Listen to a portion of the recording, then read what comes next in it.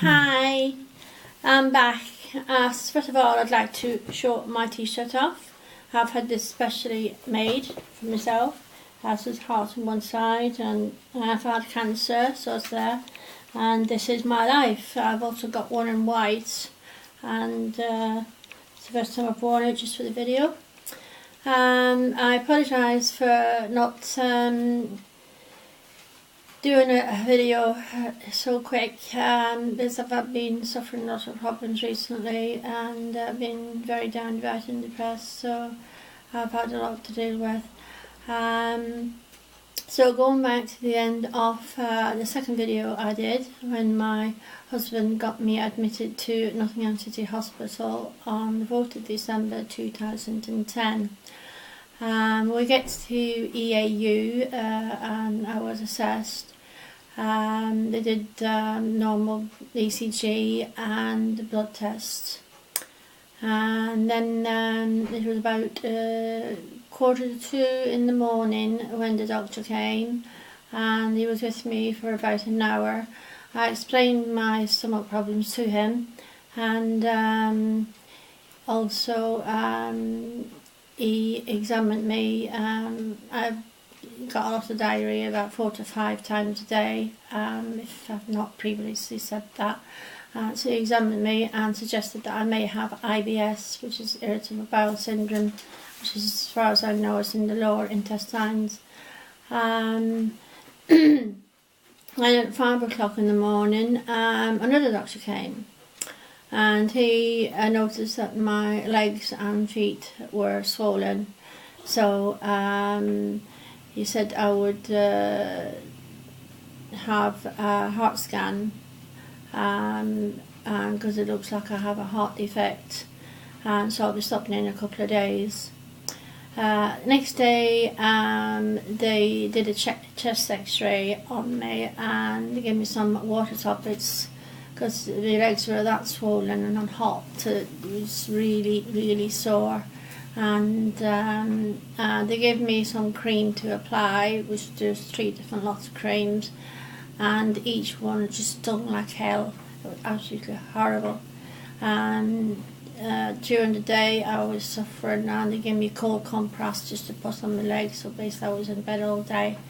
The doctor came and saw me at 2 o'clock in the morning, and again at 5 o'clock in the morning, and he was going to give me an antihistamine to try and help.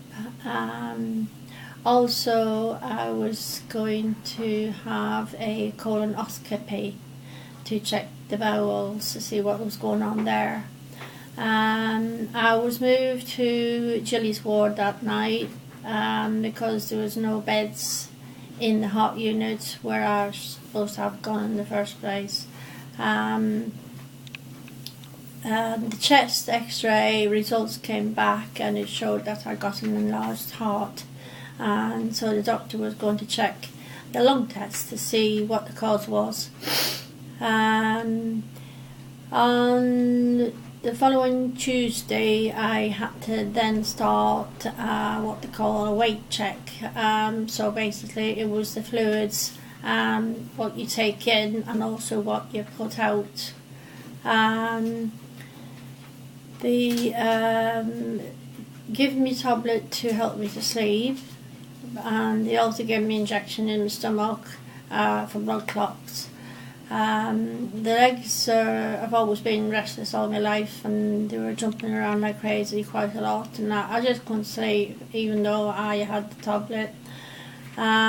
So they decided, because of the way my legs were red and hot and you could boil an egg on them, to be honest, if you tried, they was going to transfer me through to Queen's Hospital, which is like 4 miles away, so I'd be taken there from the city to Nottingham.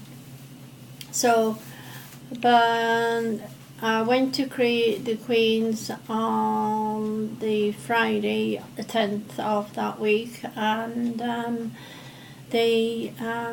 was in the waiting room as nurses come in just before my appointment, and they noticed that I was getting a bit hot under the collar, my feet were killing me, got my boots on. And the nurse came over and says, "You're alright?" I says, "No, I'm just hot." So I took my jacket off and they gave me a drink of water and that, and they decided to take me into another room.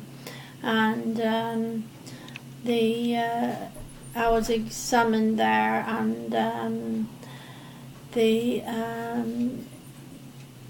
asked me if I have got any other problems. So I says, "Well, apparently I've got something wrong with my heart, but we don't quite know what it is yet."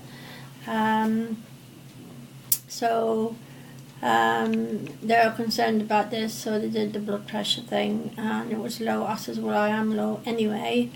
And they seemed a bit, I don't know how you say, it seemed concerned, but like they were hiding something. I don't know. I don't mean it like that either. I didn't quite feel as if they should be telling me something, but they're not. So I said, "Is there something wrong?" No, it's all right. Don't you worry about it. We'll sort it out. This sort of thing. So I thought, "Oh, okay." And then they took me back out to the waiting room. Sorry, I forgot. They gave me some ointment and some cream to put on my legs to help. So come out and sat in the waiting room, and there was always a nurse stayed with me all the time. And I said, "Oh, you get back to work, you've got work to do." And she says, No, she's "I'm all right here talking to you, gives me a break from everything else." I thought, well, it's rather strange, someone staying with somebody, so I thought nothing too much about it. But I could see the other nurses popping in and out and looking at me and then going back again. And it turns out the senior nurse, or maybe not the senior, I'm not sure, she'll come back, she says, "We're going to ring 999 to get an ambulance and take you back to Nottingham City." I says, "No," "I'll be fine, I'll just go by the normal transport that brought me here." She says, "No," we have to have the 999 one because we need to have paramedics with you because with you having a heart problem. She says, this unit doesn't have a heart thing, so we don't know much about it." So I thought, "Oh, fair enough." And next thing you these three men come into the room. I go, "Hi," as you do. And "Are you alright?" I said, "Yeah, I'm fine. I was laughing and joking away, so as you do." And took me into the ambulance and kept checking me as we went through to Queen's. Back at Queen's, I goes in. I says, "Oh, it's dinner time," because it was 12 o'clock time. And I was, "Ooh, dinner!" Everybody was cheering, "She's back for dinner, because I wanted me food." And all I could see at my bed was this big cylinder, oxygen cylinder, which I thought, I looked at it, I said, "I'm not having that." I says, "I don't need it, I'm fine."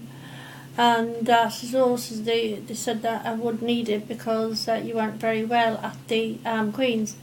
So anyway, I could hear some arguing in the background near the offices, and it did sound like they was having an argument at the desk, and it was actually about me. I was told after that I should have had an escort with me and an escort back, which is why they got the paramedics in and the 999 people, which you can understand in one sense. But I thought, ooh, all this attention, what can one say? You have three men with you, do you know what I mean? So that was it's quite funny when you think, but it's not funny from their part.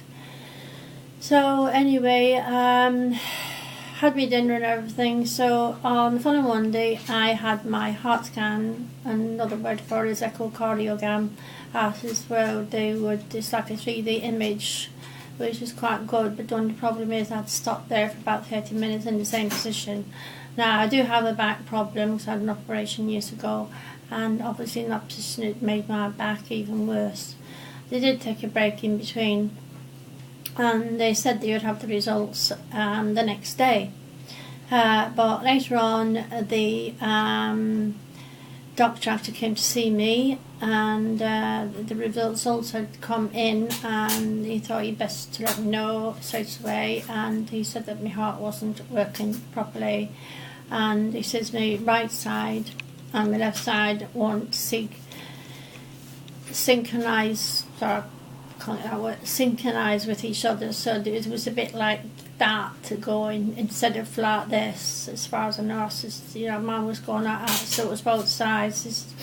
So it's unusual for somebody to have two sides not working. It's normally just the left, if you know. So anyway, that night they moved me to the heart unit because there was a space available, and blood was taken, checked for bloods as norm, and they set up a water drip, and they needed me to get a MRI as well, so I was going to have that done the next day, but because I was in extreme pain with my back, they decided to put it off to the following week early.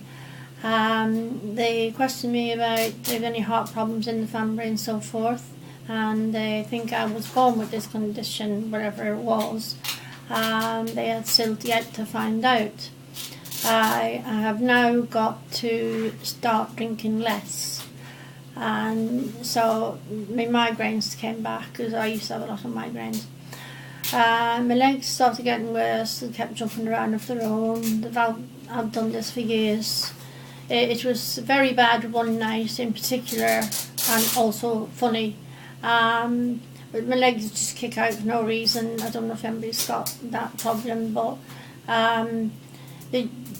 one of my legs just kicked out and it knocked over the jug of water, but the jug of water actually ended up on the next patient's bed. But the funny bit was she'd only just arrived, so she was just welcome. What can you say? So anyway, I think another day the doctor came and he actually talked to me about checking the arteries and having the MRI because of the leg jumping thing. You have to keep still when you have an MRI, and obviously I don't think I will be able to do that. They wanted a stool sample, and also said I'll be having a 24-hour monitor fitted at some point. Also, at last, they're going to give me, wait for it, a stomach tablet to help my diarrhea. You pee, so when you go, you have to take the tablet immediately afterwards in order for it to work. So but when I had been, I had to go and ask for a tablet, and 10 minutes later I got the tablet. I can have 8 tablets in 24 hours, so I had to go again in an hour, and went and asked for a tablet. It took them another hour and a quarter or something to actually get back to me, and during the course of keep asking, it just wasn't working. It would have been better if I had the tablets next to me beside the bed, but then obviously patients aren't allowed to do that, so that was a big issue. But the nurses were that busy, they just could not do it for every patient, just stop everything and do something. It's just not on. So it's just a shame about that. If someone needs a tablet immediately and they can't do it, or they need anything immediately. So I'm going to leave it at that for now. I've done 3 weeks. I've been in hospital for 6 weeks. I've done 3 weeks today, and I am hoping to continue with that now that I've started again. So thank you very much for watching, and I'll speak to you soon. Take care. Bye.